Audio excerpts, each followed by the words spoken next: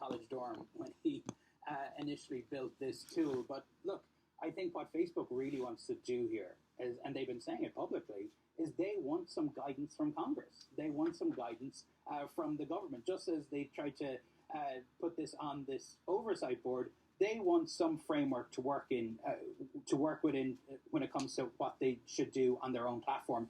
Of course, politicians, Congress is very, very slow, and rightly so, to get into anything about the moderation of speech, given, of course, the First Amendment. But that is what Facebook wants. Facebook is basically doing this oversight board as an experiment to show people this is how we should be talking about these big, complicated decisions. Because, to be fair to Facebook, these are tough decisions. They are unprecedented decisions. It is a company that makes billions and billions of dollars. But, there isn't necessarily right answers here. Tony, forgive me for playing devil's advocate again here. I wonder, though, Trump is a private citizen now.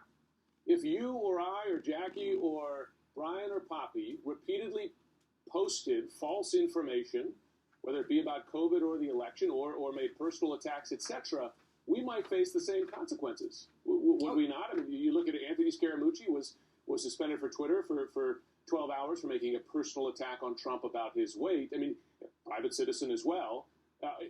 Is this, I know the argument is, this is left-wing dominated tech media stifling conservative voices, but there are rules here, are there not? And would you and I be subject to the same rules if we behaved in the same way? No, we wouldn't. We'd probably be thrown off the platform a long time ago, especially when you think about what Trump said last year during the George Floyd protests about looting will lead to shooting, etc. But the position that these platforms have taken, and look, there is merit, I think, to the argument, is that world leaders, that politicians are different.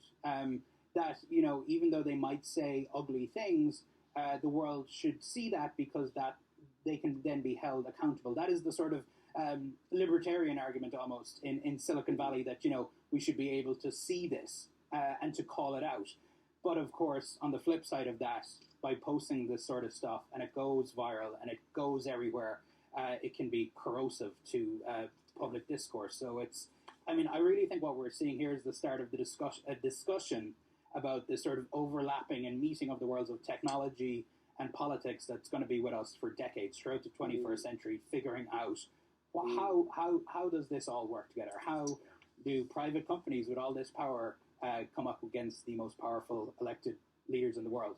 Yeah, well, because as the Supreme Court just reaffirmed a few years ago, they're not responsible for upholding the free speech part of the First Amendment, Jackie, the way the government is, right? So they do have a choice, and they have a lot of power, and they have a choice. And Jackie, I guess just to button it up, this goes way beyond the U.S. This is now about every world. Yes, and there is some resentment among very close allies, Germany, about the idea of a U.S. company limiting speech of world leaders. So this is a global issue for them, and the fact that they want congressional guidance, that's fine, but this goes well beyond the borders of the United States. And I have to say, if there's anyone that's good at kicking the can down the road, it's Congress. So, the idea that they're going to come together in any sort of timely fashion on an issue as fraught as this one, I'm skeptical.